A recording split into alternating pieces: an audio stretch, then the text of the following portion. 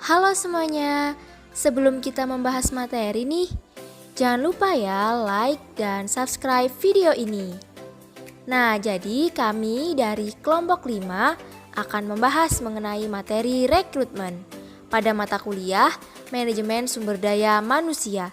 Jadi mata kuliah ini diampu oleh Ibu Rahma Yuliani, SE MSI AKSIE. Nah, kelompok kami ini terdiri dari Lutfia, dan yang kedua ada Najla Hanif Kotrunada. Apa aja sih materi pada bab 5 terkait rekrutmen ini? Jadi pembahasan pertama yakni mengenai definisi rekrutmen. Yang kedua ada alternatif perekrutan. Yang ketiga ada metode rekrutmen. Yang keempat ada sumber rekrutmen. Dan yang terakhir ada proses perekrutan. Sekarang kita akan masuk ke pembahasan pertama terkait dengan definisi rekrutmen. Jadi definisi rekrutmen itu adalah proses menarik orang-orang pada waktu yang tepat, dalam jumlah yang cukup, dan dengan persyaratan yang layak untuk mengisi lowongan dalam organisasi.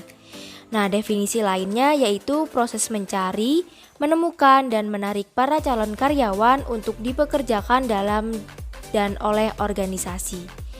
Jadi rekrutmen ini juga merupakan serangkaian kegiatan mencari dan memikat pelamar kerja dengan motivasi, kemampuan, keahlian, dan pengetahuan yang diperlukan untuk menutupi kekurangan yang diidentifikasi dalam perencanaan kepegawaian. Nah, apa sih tujuan dari rekrutmen ini? Jadi, tujuan dari rekrutmen ini adalah untuk memenuhi penawaran sebanyak mungkin dari calon-calon karyawan sehingga organisasi memiliki peluang yang lebih besar untuk menentukan pilihan terhadap calon pelamar yang dianggap memenuhi standar kualifikasi organisasi. Terlebih bila mengingat sumber daya manusia yang sangat terbatas, di mana hanya sedikit jumlah karyawan yang tersedia, sedangkan banyak organisasi yang membutuhkan tenaga kerja. Jadi organisasi itu harus selalu melakukan rekrutmen karena beberapa sebab, seperti perluasan kegiatan organisasi, berdirinya organisasi baru, terciptanya kegiatan dan perincian pekerjaan baru, adanya promosi, mutasi, transfer karyawan ke bagian lain ataupun berhenti, karyawan yang meninggal, karyawan yang mengundurkan diri ataupun pensiun dini, ataupun sebab lainnya. Maka, kegiatan rekrutmen ini dalam organisasi itu harus memiliki standar kualifikasi yang sudah disepakati bersama. Nah, pembahasan kedua yaitu mengenai alternatif perekrutan. Biaya perekrutan dan seleksi cukup signifikan ketika kita memperhitungkan semua pengeluaran terkait proses pencarian, wawancara, uang jasa agen, relokasi, dan pemrosesan karyawan baru. Maka, perusahaan itu harus mempertimbangkan alternatif-alternatif seperti alih daya, penggunaan karyawan tidak tetap, organisasi pemberi kerja profesional atau persewaan karyawan, dan penerapan lembur sebelum menjalankan perekrutan. Nah, yang pertama dibahas yaitu mengenai alih daya. Jadi, alih daya atau bisa disebut dengan outsourcing itu adalah proses mempekerjakan pemasok jasa eksternal untuk menjalankan pekerjaan yang sebelumnya dikerjakan secara internal. Mensubkontrakkan berbagai fungsi kepada perusahaan lain telah menjadi praktik yang umum dalam industri selama beberapa dekade ini. Keputusan ini mungkin masuk akal ketika subkontraktor bisa menjalankan fungsi tertentu, seperti pemeliharaan yang diharapkan akan lebih efisien dan efektif. Yang kedua adalah karyawan tidak tetap. Jadi, karyawan tidak tetap adalah orang-orang yang bekerja sebagai karyawan paruh waktu, karyawan sementara, ataupun kontraktor independen. Alasan yang diungkapkan oleh berbagai perusahaan untuk menggunakan karyawan tidak tetap itu sangat beragam dan mencakup fluktuasi musiman, pekerjaan berbasis proyek, keinginan memperoleh keterampilan yang tidak tersedia dalam populasi karyawan yang ada, pembekuan penarikan karyawan, dan pertumbuhan yang cepat. Perusahaan yang menyediakan para karyawan tidak tetap atau sementara ini dapat membantu klien mereka dalam menangani beban kerja yang berlebihan ataupun beban kerja khusus. Perusahaan tersebut menugaskan karyawan mereka sendiri ke tempat pelanggan mereka dan memenuhi semua kewajiban sebagaimana layaknya pemberi kerja pada umumnya. Nah, apakah penggunaan karyawan tidak tetap ini sehat bagi masyarakat kita dalam jangka panjang? Dalam waktu yang lebih pendek, manfaat-manfaat yang diperoleh dengan menggunakan karyawan tidak tetap mungkin penting bagi keberhasilan ataupun bahkan kelangsungan hidup dari banyak perusahaan. Alternatif ketiga yaitu mengenai organisasi pemberi kerja profesional atau persewaan karyawan. Organisasi pemberi kerja profesional atau Professional Employer Organization atau disingkat dengan PIO adalah perusahaan yang menyewakan para karyawan kepada perusahaan lainnya ketika diambil keputusan untuk menggunakan pemberi kerja profesional. Perusahaan melepaskan karyawannya yang kemudian dipekerjakan oleh PIO tersebut. PIO lah kemudian mengelola kebutuhan-kebutuhan administratif yang berhubungan dengan para karyawan. PIO juga membayar para karyawan dan PIO juga membayar premi kompensasi karyawan, pajak yang terkait dengan pembayaran dan tunjangan karyawan. PIO inilah adalah pemberi kerja sah para karyawan, maka perusahaan persewaan tersebut bertanggung jawab atas aktivitas-aktivitas perekrutan. Alternatif yang keempat adalah kerja lembur. Mungkin alternatif perekrutan yang paling umum digunakan terutama dalam memenuhi fluktuasi jangka pendek dalam beban kerja adalah kerja lembur. Kerja lembur bisa membantu baik pemberi kerja maupun karyawan. Pemberi kerja memperoleh manfaat dengan terhindar dari biaya-biaya perekrutan, seleksi, dan pelatihan. Para karyawan memperoleh keuntungan dari peningkatan pendapatan selama periode kerja lembur. Namun, sesungguhnya ada masalah-masalah potensial di balik kerja lembur tersebut. Beberapa manajer yakin bahwa ketika para karyawan bekerja untuk periode panjang yang tidak seperti biasa, perusahaan membayar lebih banyak dan menerima hasil yang lebih sedikit. Para karyawan juga bisa menjadi lebih lelah dan kekurangan tenaga untuk bekerja pada tingkat normal. Nah, alternatif terakhir yaitu lingkungan eksternal perekrutan. Seperti fungsi-fungsi sumber daya manusia lainnya, proses perekrutan tidak terjadi di ruang hampa. Faktor-faktor di luar organisasi bisa secara signifikan mempengaruhi upaya-upaya perekrutan perusahaan. Faktor-faktor tersebut yang pertama ada kondisi pasar tenaga kerja. Sangat penting diperhatikan adalah permintaan dan penawaran keterampilan-keterampilan khusus dalam pasar tenaga kerja. Proses perekrutan perusahaan bisa menjadi sederhana ketika tingkat pengangguran pada pasar tenaga kerja organisasi mencapai angka yang tinggi. Jumlah pelamar yang tidak diterima biasanya lebih besar dan meningkatnya ukuran kelompok tenaga kerja yang menyediakan peluang yang lebih baik untuk menarik para pelamar yang memenuhi syarat. Yang kedua ada pertimbangan hukum. Masalah-masalah hukum juga memainkan peran signifikan dalam praktik-praktik perekrutan. Hal ini tidaklah mengejutkan karena calon karyawan dan pemberi kerja melakukan pertemuan untuk pertama kalinya dalam proses perekrutan. Proses perekrutan yang tidak dirumuskan dengan baik bisa menciptakan masalah-masalah dalam proses seleksi. Dan yang terakhir ada kebijakan promosi. Kebijakan promosi perusahaan bisa memiliki dampak signifikan pada perekrutan. Perusahaan bisa menekankan kebijakan promosi dari dalam strukturnya sendiri atau kebijakan di mana posisi-posisi secara umum diisi dari luar perusahaan. Bergantung pada kondisi-kondisi tertentu, kedua pendekatan tersebut memiliki kelebihannya masing-masing. Promosi dari dalam adalah kebijakan mengisi lowongan-lowongan di atas posisi-posisi tingkat pemula dengan karyawan yang ada saat ini. Ketika perusahaan menekankan promosi dari dalam, para karyawan mendapatkan rangsangan untuk berupaya keras meraih kemajuan. Metode perekrutan online. Perekrutan online dapat secara efektif mengidentifikasi para pelamar aktif maupun pasif. Dengan perekrutan online, ada sejumlah cara untuk menyaring pelamar guna menentukan kelayakan persyaratan mereka untuk menduduki pekerjaan. Akhirnya, melamar kerja pada pekerjaan-pekerjaan dalam organisasi adalah hal yang mudah. Meskipun perekrutan online bisa bermanfaat, ada keterbatasan potensialnya yang harus diperhitungkan. Karena begitu mudahnya bagi seseorang untuk melamar pekerjaan secara online, harus ada proses-proses untuk menyaring pelamar yang tidak memenuhi persyaratan minimum. Berbagai metode perekrutan yang melibatkan perekrutan online didiskusikan berikut ini. Perekrut internet. Perekrut internet yang juga disebut sebagai perekrut maya adalah orang-orang yang bertanggung jawab menggunakan internet dalam proses perekrutan. Hampir semua perusahaan saat ini mengumumkan pekerjaan lowong pada situs web organisasinya. Harus ada orang-orang yang memantau dan mengkoordinasi aktivitas-aktivitas tersebut. Semakin banyak perusahaan merekrut lewat internet, semakin besar kebutuhan akan para perekrut internet. Yang kedua adalah bursa kerja virtual. Adalah metode perekrutan online yang dilakukan oleh suatu pemberi kerja atau sekelompok pemberi kerja untuk menarik sejumlah besar pelamar. Yang ketiga adalah situs web karir perusahaan. Adalah situs kerja yang dapat diakses dari homepage perusahaan yang menampilkan daftar posisi-posisi yang tersedia di perusahaan tersebut, memberikan jalan bagi para pelamar untuk melamar kerja pada pekerjaan-pekerjaan tertentu. Situs-situs karir telah menjadi sumber utama bagi para pencari kerja dan perusahaan-perusahaan yang mencari karyawan baru. Banyak perusahaan telah membuat portal karir pada situs web perusahaannya. Membangun portal karir dimulai dengan menempatkan sebuah link pada situs web perusahaan, biasanya pada homepage yang diberi label karir atau jobs. Yang terakhir adalah weblog atau disingkat dengan blog. Weblog atau blog telah mengubah cara orang untuk mencari informasi. Google atau mesin pencari, blog seperti teknoroti.com dapat digunakan. Yang perlu dilakukan semua orang hanyalah mengetikkan kata kunci seperti marketing job. Blog-blog dibuat agar mudah ditemukan dengan nama-nama seperti defensjob.com, attorneyjobs.com, dan salesjobs.com. Google meluncurkan blog search google.com, sebuah alat pengindeksan baru yang menunjukkan isu-isu terbaru dalam setiap kata kunci ataupun topik.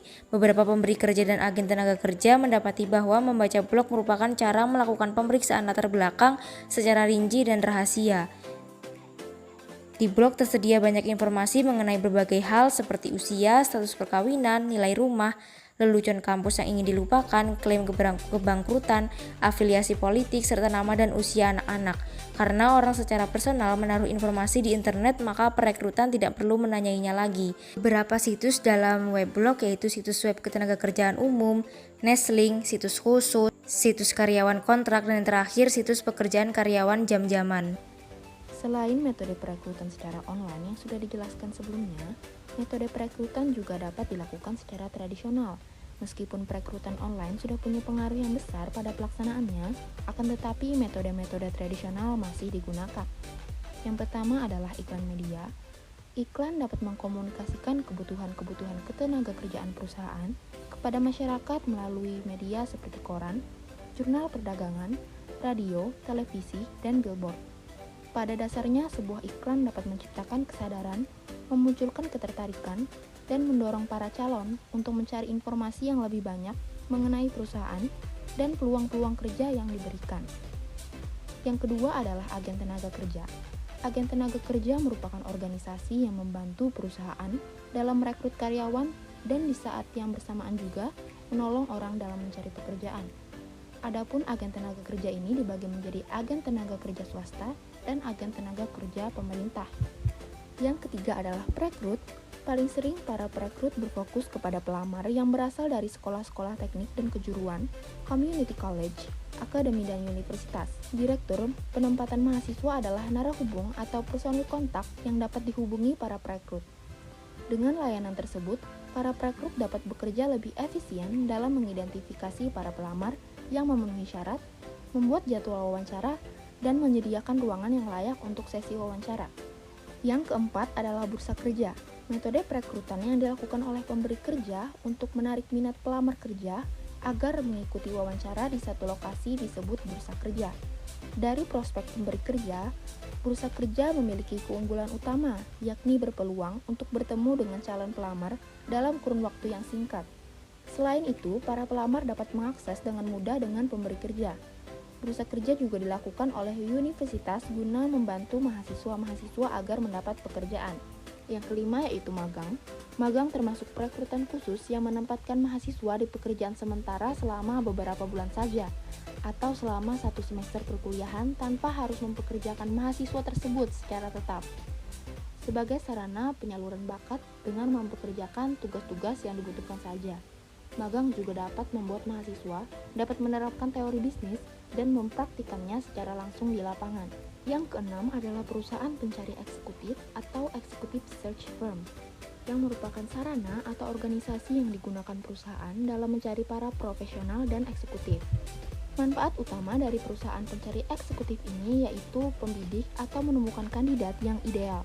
Tugas perusahaan pencari ini antara lain menampilkan kandidat atau pelamar yang paling memenuhi syarat dalam menjalankan pekerjaan, dan perusahaan juga yang memutuskan siapa yang akan dipekerjakan. Yang ketujuh adalah asosiasi profesional. Asosiasi profesional menjalankan situs karir dan menerbitkan jurnal yang berisi iklan cetak. dan iklan situs web kelompok profesi pekerjaan yang dapat dibaca oleh anggotanya. Asosiasi profesi dalam bidang bisnis antara lain keuangan, pemasaran, akuntansi, dan sumber daya manusia menyediakan pelayanan rekrutmen dan penempatan kerja bagi anggotanya. Yang kedelapan adalah pelamar yang belum dipanggil. Organisasi atau perusahaan yang memiliki reputasi baik, mereka akan menarik calon karyawan yang berkualitas. Pelamar yang belum dipanggil karena pelamar secara positif mengacu pada reputasi perusahaan sebagai para karyawan yang bernilai. Dengan begitu, para pelamar dapat mengunjungi situs web karir perusahaan dan masuk dengan membuat lamaran online.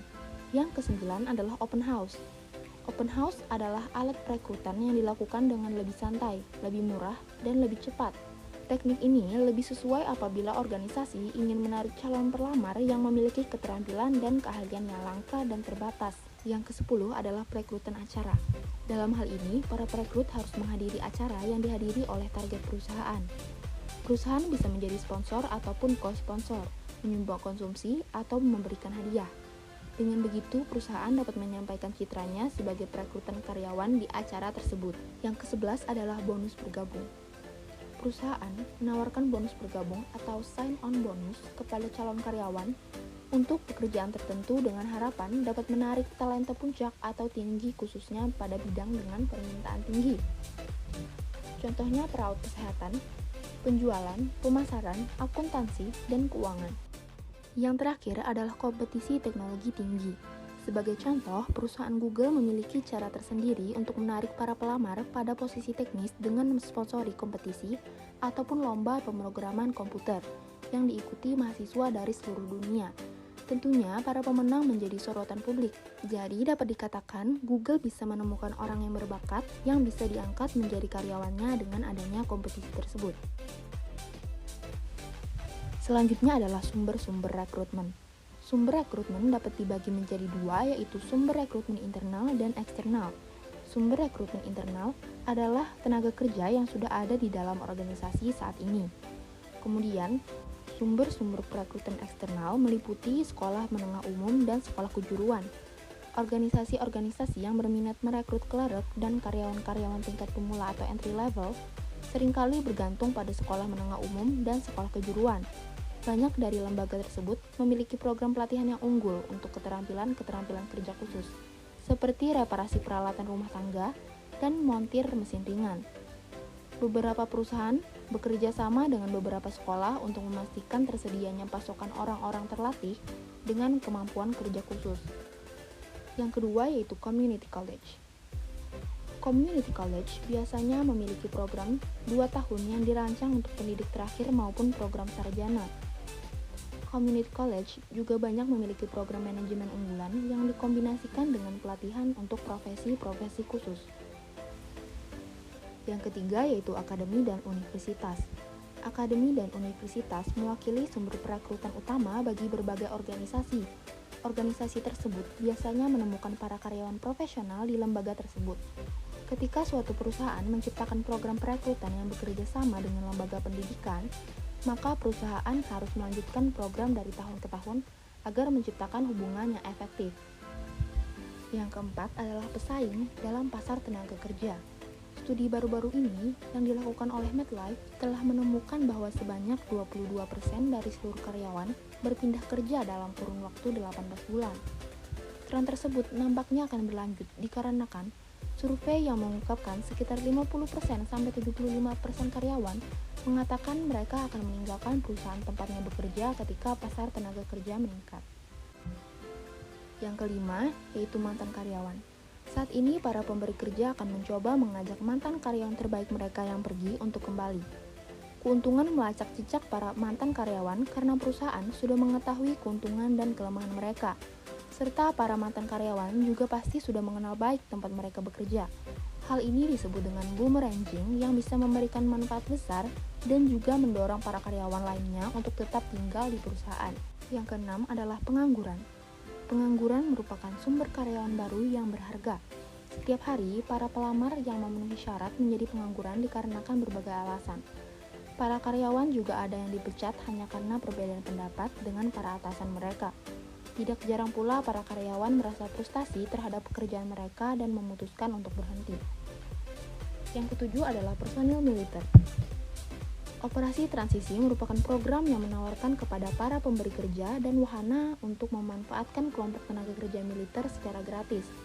Yang kedelapan adalah karyawan yang bekerja mandiri.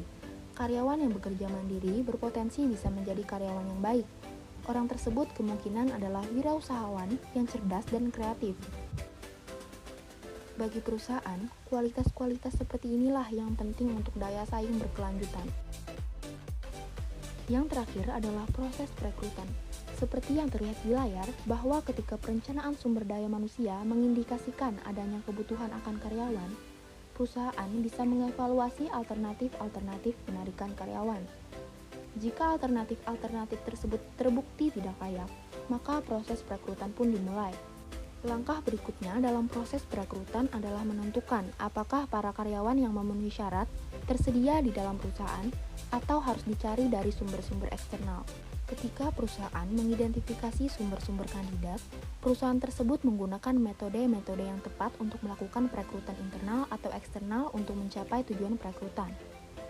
Calon karyawan merespons upaya-upaya perekrutan dengan menyerahkan data profesional dan data pribadi dalam form lamaran atau daftar riwayat hidup, tergantung pada kebijakan perusahaan. Nah, sekian video dari kami. Kami akhiri. Wassalamualaikum warahmatullahi wabarakatuh. Jangan lupa ya like, comment, and subscribe video ini ya. Bye-bye.